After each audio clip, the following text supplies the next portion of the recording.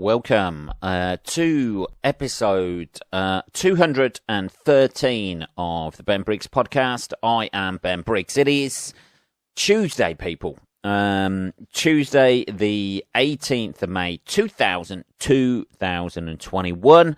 I hope you're doing well. I hope your working week has started well. Yesterday, only 3 more days to go after today. Hey, man, let's chill out a bit. Let's just chill out a bit. There's been a lot of protesting going on, people, in the world out there. So let's just, let's just take it easy.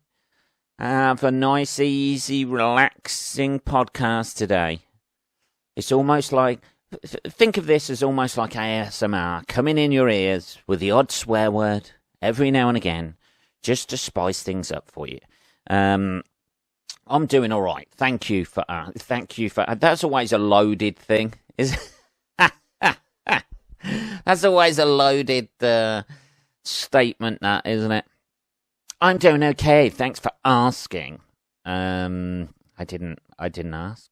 Well, that's the point I'm trying to make. Well, I don't really care about your life. I don't care about it. I don't care how you're doing. I love people who do that. Thanks for asking. Add in the old thanks for asking after anything is always a bit of a loaded thing, isn't it? It's always somebody a little bit anal. A Karen, as they're called these days, are they? That's a new thing, isn't it? Calling them Karens, like these predominantly white women, isn't it? Predominantly white women who go off about the most mundane things. They want their rights, don't they? What's the man equivalent? Is it a Kevin? Is that it? Is that what I heard the other day? I have no idea. Let's have a look. Karen alternative. Male alternative. Male. Let's have a look. Is it a Kevin? A Chad. You can always notice there is a term called Chad, which is a male slur. That's got to be very American, hasn't it? You don't get many Chads in the UK. It's got to be an Americanization. I imagine Karen's an Americanization as well. A Richard, it says here. There we go. Anyway, let's get back on track, shall we? Let's have a little bit of tea. Wake ourselves up a little bit. Come on, let's shake it off. There we go. Let's get a Mr. Motivator thing going on. Let's all shake it down. They used to do that. Do they not do that anymore in morning TV? I don't really watch the TV in the mornings. All those topical fucking magazine programs that they have on in the morning. Over here in the UK, they used to have a Lizzie. I think that was TVAM, and then they used to have Mr. Motivator. I vaguely remember this at some point from summer holidays in my youth, watching TV and then eating all the biscuits, all the decent biscuits, much to my mum's dismay when she used to come on. Me and my brother just fucking hammering through the biscuits. Bourbon creams, they were the best, man. They're still good. And it got to the point at which my mother would then start buying shit biscuits like Rich Tea and digestives. And then we would coat them in margarine, put jam on them and put spray cream. Ah, dear. The glory days of being alone at home while your parents are slaving away and you are just devouring all of the good stuff in the fridge. They were the days, man. They were the days. Anyway, let's go to the protests. Let's have a little look at the protests that have been going on this week. Fucking fly around me here. It's the only thing, as soon as it starts getting warm, innit, the old fucking flies come out and then everything starts invading your home, doesn't it? You spend virtually the whole of the summer kicking spiders outside your house. As soon as I open this front door, they seem to make some sort of SAS pincer movement there's about 3 or 4 spiders. Hence the reason I've got a dustpan and brush by the door. I'm not one of those people to pick up spiders, to be honest. I just don't like the way they feel. They're fucking weird, aren't they? Too many legs, too many eyes. They move too quickly. Not comfortable with them. Slap them up with a dustpan and brush. Out the door. See you later. See you in about an hour's time when you finally make it back. Persistent little fuckers, if anything, aren't they? Anyway, we've had here in the British Isles at the minute. It seems to be protesting about everything at the moment. I know there's important protests out there, Black Lives Matter and things like that, which seem to be adopted by the white community and taken over by middle-class white people, as all good things are, just to show that they're not racist. But this time, we've got Glasgow protesting. Glasgow protesters rejoice as the men are freed after immigration van standoff. This looks like hundreds of people surrounded vehicle men were held in and chanted, "These are our neighbours, let them go." What? Hundreds of people surrounded vehicle men were... Oh, yeah. Vehicle men. Yeah. Shouldn't there be a comma there somewhere?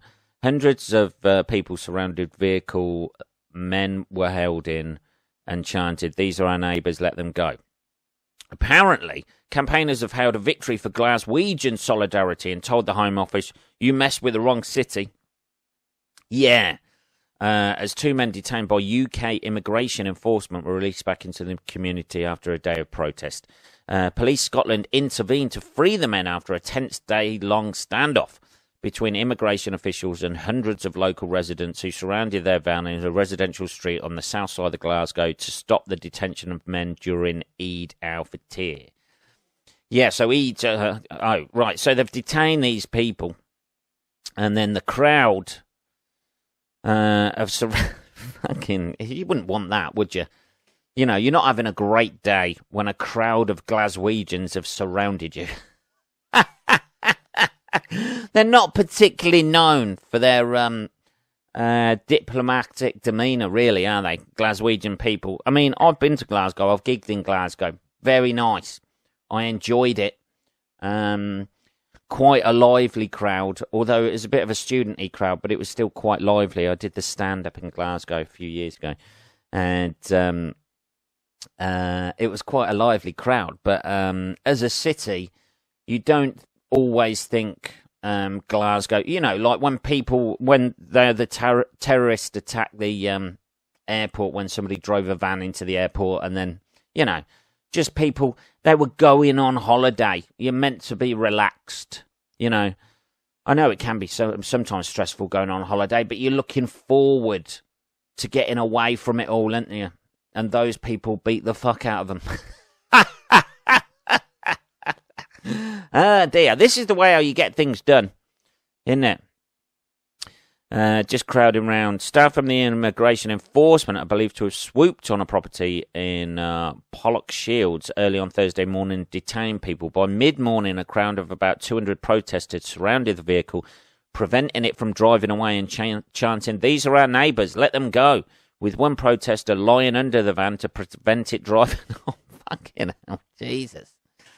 It's just overwhelmed by Glasgow's solidarity for refugees and asylum seekers. There we go. Bit of tea there. That's quite a heartwarming story, isn't it? You know, usually you get people protesting about asylum seekers and refugees and fucking all those. They're coming over here. They're fucking nicking our jobs. Now the old Glaswegians got a bit attached to them. Don't want to let them go, even if they want to go. Salih, who had been at the protest since the morning, is a Kurdish refugee and co-founded the Glasgow Girls Campaign in 2005 with fellow pupils to prevent the deportation of a school friend and fight against dawn raids. Yeah, it just does seem a little bit fucking get out of our country, doesn't it, by the old immigration fucking officials there. This is a revolution of people coming together in solidarity for those who others have turned away from. Do you think these things would happen if it hadn't been for COVID. There seems to be definitely a more sort of like cohesive atmosphere out there, particularly with regards to protests. Maybe this is something to do with social media as well. Somebody tweets it and then like 200 people turn it because they haven't got anything better to do. I know that's a cynical look at this. I'm sure they're doing something good, aren't they? They're doing something good. They're keeping people, asylum seekers. We ought to be doing that in this country. I'm not undermining what these people have done.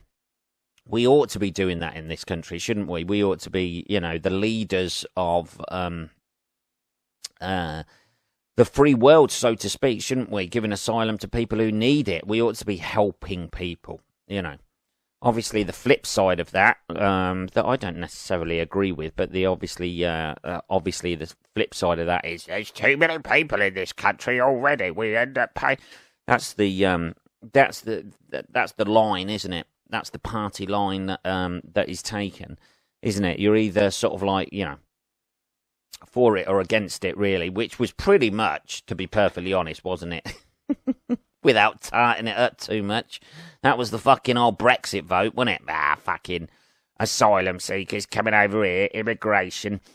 And, that was what split the country there. But it's bloody nice to see. It's bloody nice to see the notoriously aggressive Glaswegian people. Hey, we're all lovely up here in Glasgow. Yeah, until you fucking get upset. And then you're off the fucking scale, aren't you? Off the fucking scale. It's something to do with the accent as well, I think. The Glaswegian accent just sounds fucking aggressive. Doesn't it? It just sounds fucking harsh. It sounds aggressive. It sounds, You got all that, you got all the dock workers up there. It's a fucking tough old city, Glasgow, isn't it? I know there's the nicer areas of it and stuff like that, but that's like round our area around here. We've got Corby, haven't we? Where everybody has got a most people have a Glaswegian accent in Corby, which is in the middle of the UK, because we had a load of people from Glasgow moving down into Corby to work in the steelworks, and therefore in the middle of England, where you've got people with an accent like me, 10, 15 miles away or whatever, you've got people with a thick Glaswegian accent, because even the kids and that sort of thing, because there was such an influx of people coming into Corby that it's a fucking amazing thing. I went to college with them. A few people from Corby, and it was I was I was a little bit aware of Corby being a rough town because having played football against them years ago and shit like that, like against Corby teams and that, always used to pick up a few fucking knocks. There you go. Always a bit of a physical game, but going to college in that, and then you realise that everybody from Corby has a fucking Scottish accent. You just assumed they were people who come down from Scotland, but no! These first generation Corbyites still with the Glaswegian accent. It's amazing. Let's have a bit of tea. So good old Glasgow. Who would have said that? Glasgow is at the forefront of helping migrants and refugees. Not me, people. I don't know. There's people out there Googling at the moment, probably Googling, aren't you? Actually, since 1852, Glasgow has seen many immigration and always. All right, fucking Mr. Wikipedia or Mrs. or whatever gender you care to be. Or feel you are, not care to be, isn't it? Is it? It's not a choice, man. It's not a choice. All right. It's a bit of a choice. Anyway, so that was a bit of a heartwarming protest going on. We have it's been protest central this week. We've had Man United fans protesting at the Liverpool game about the Glazer family who own Man United. Well, I'm sure if you were winning everything, you wouldn't be protesting so hard. So, suck it up, baby. That's it. All of them. That's the one thing now. All of the fucking big clubs have got some sort of like conglomerate fucking family who owns them anyway. You're not going to do anything. You're not going to change policy. Unlike in Glasgow there. Because the reason why things like Glasgow will change and actually help those people out is because nobody knows what the fuck to do in that situation. The council don't know what the fuck to do. You got somebody, hanging onto a tyre. You ain't going anywhere, are you? Nobody's going to be willing to, just start up the van and just drive off with somebody hanging onto the wheel, with the wheel repeatedly going over their head every 2 meters. They don't know what to do in that situation. They don't want to look bad, do they?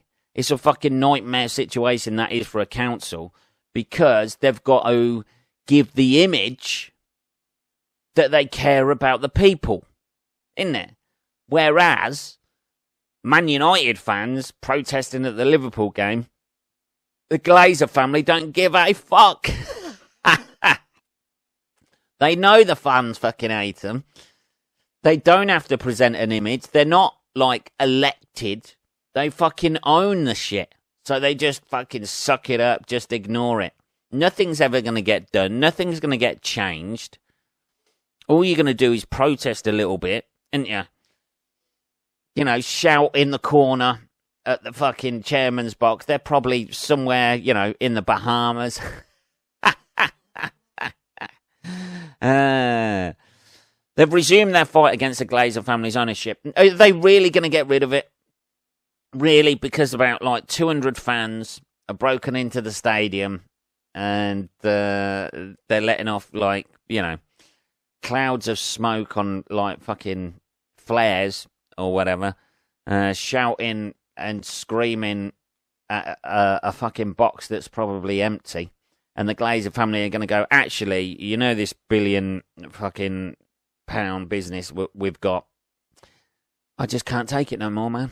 And we're going to have to sell this £1 billion business. And you know how much we like fucking money.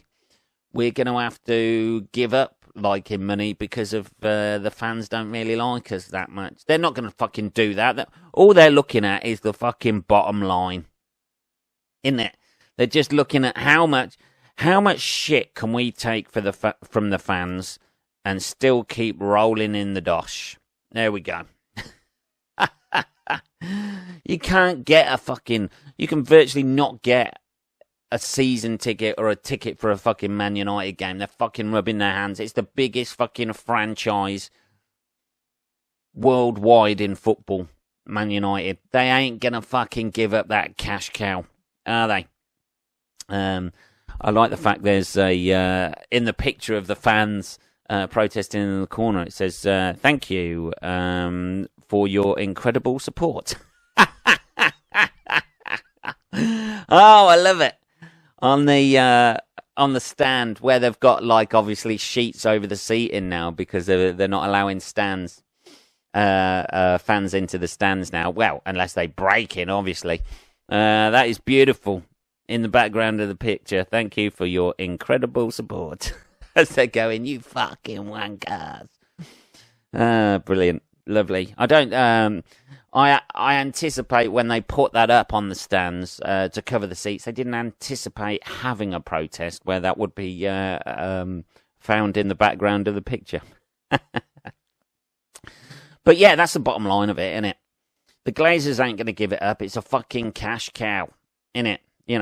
They can funnel some sort of offset some sort of tax from it in some way and rake in all the merchandising and the fucking TV rights and all that sort of shit, can't they? They ain't going to be put off by that. They ain't going to. Whereas the council in Glasgow have got to be seen to be doing the right thing, haven't they?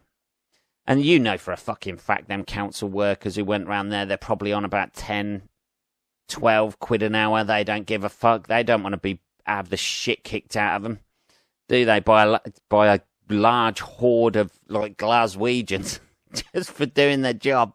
Oh dear. They're going to think twice about that, though, aren't they?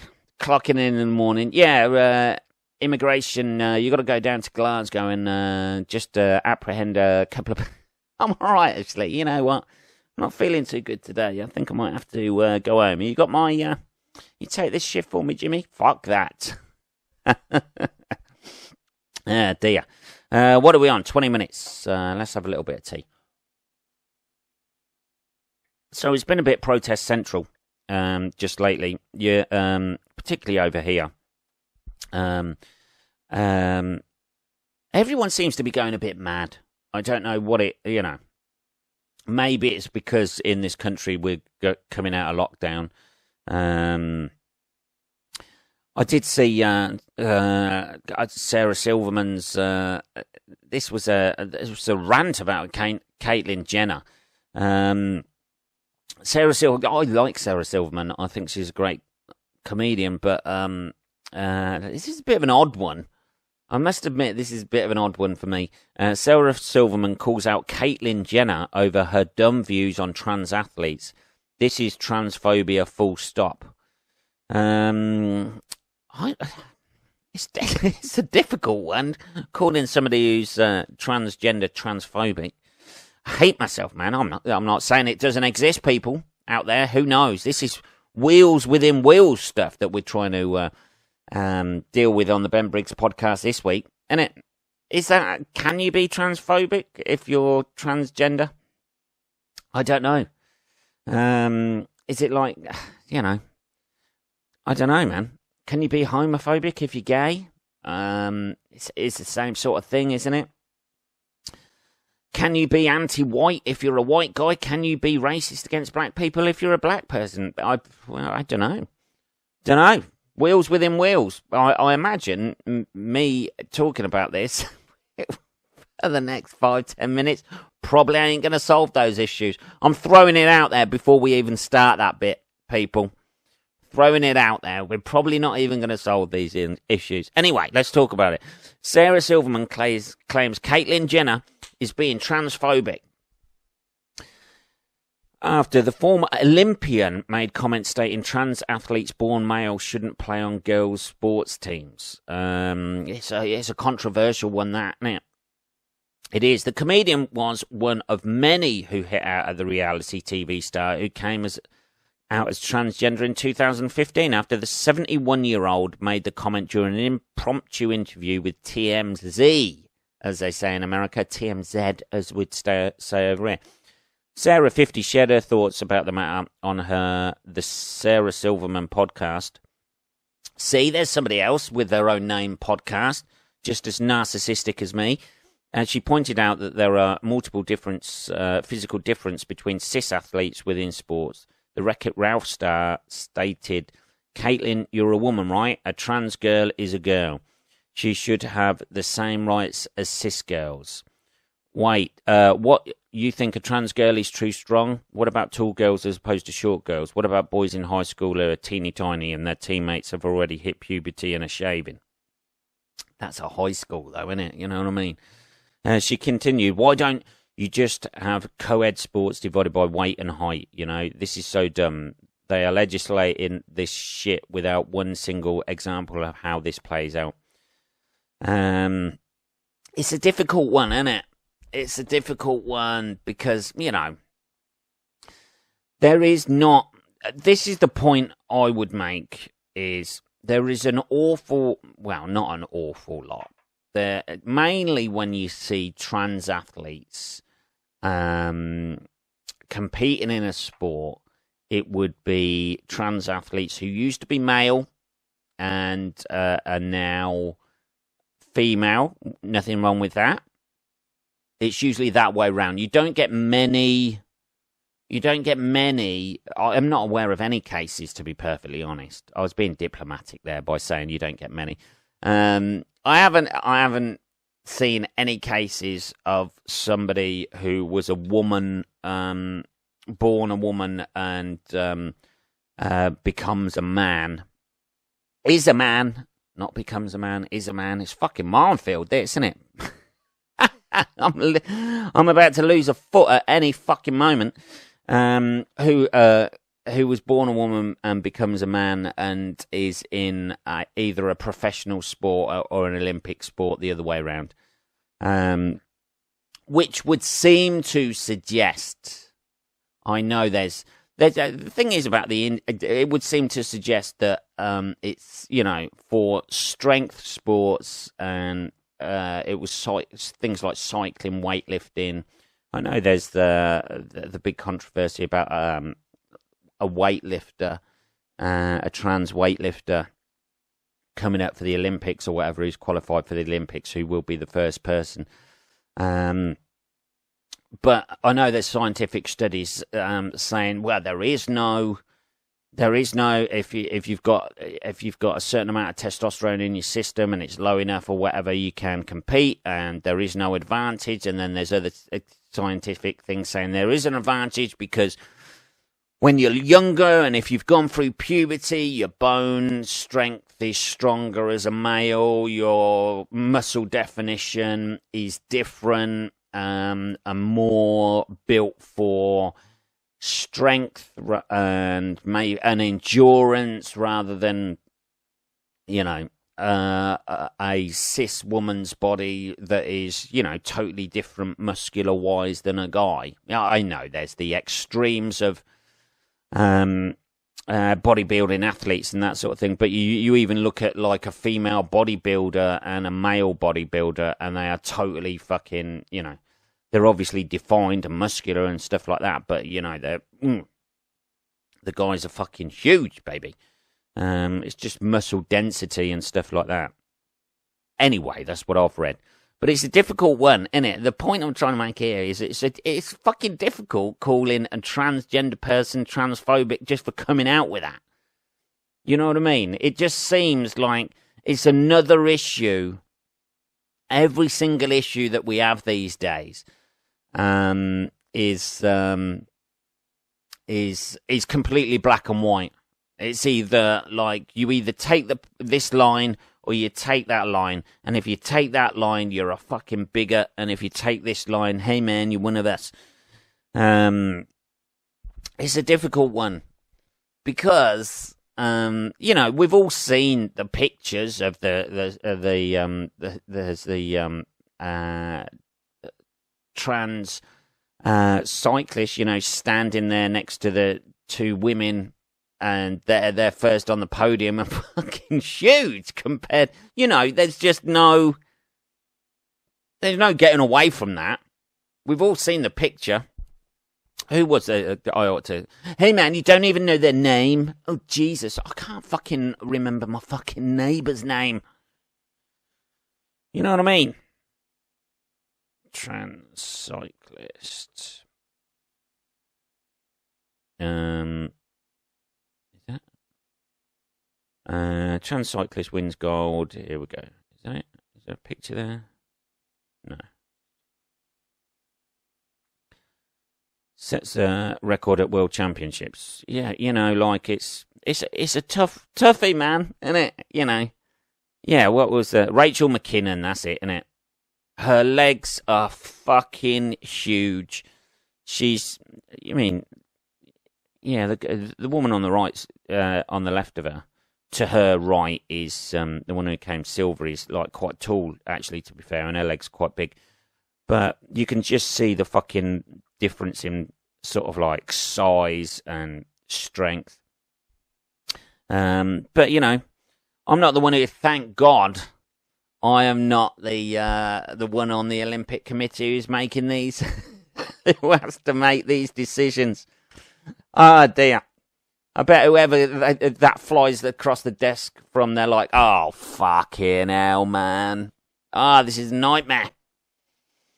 Why do we get? Ah, Jesus! Why did I take this fucking job? You're damned if you do, and you're damned if you don't, aren't you? There's got to be something. I mean, you can't just have an Olympics for transgender people, can you?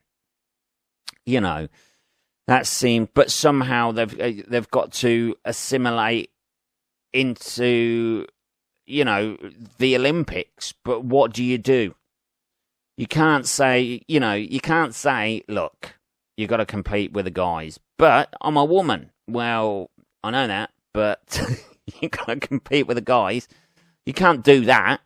And then you go, the other alternative is only just, you're a woman, so you compete with the women, and then, a woman who may not have, that sort of, just training for years and years and years, and then you lose out because, because a transgender, woman who is possibly stronger, don't quote me on this, as we tiptoe across this minefield, who is possibly stronger, beats you because, you're always going to get people abusing that system as well. That's the worst thing about it.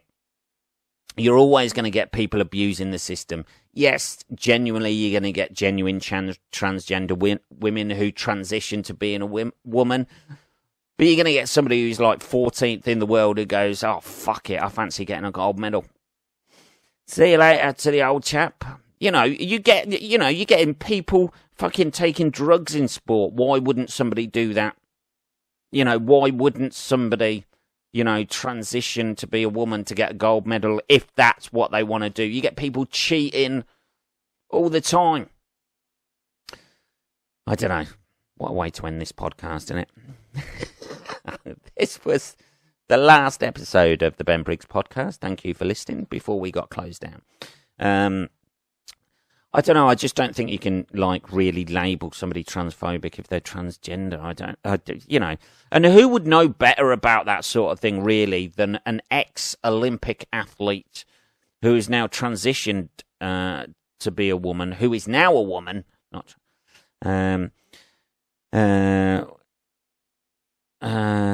I don't know. It just seems a bit. I don't know. I would have thought Caitlyn Jenner knew more about it than Sarah Silverman. But hey, we all have opinions, don't we? We all have, as I have had on this podcast. Anyway, that is episode 213 of the Ben Briggs podcast. If you want to contact me at all or close me down, it is just podcast@benbriggs.co.uk. I will be back on Saturday, motherfuckers. Have a good rest of your week. I'll speak to you then. Take care.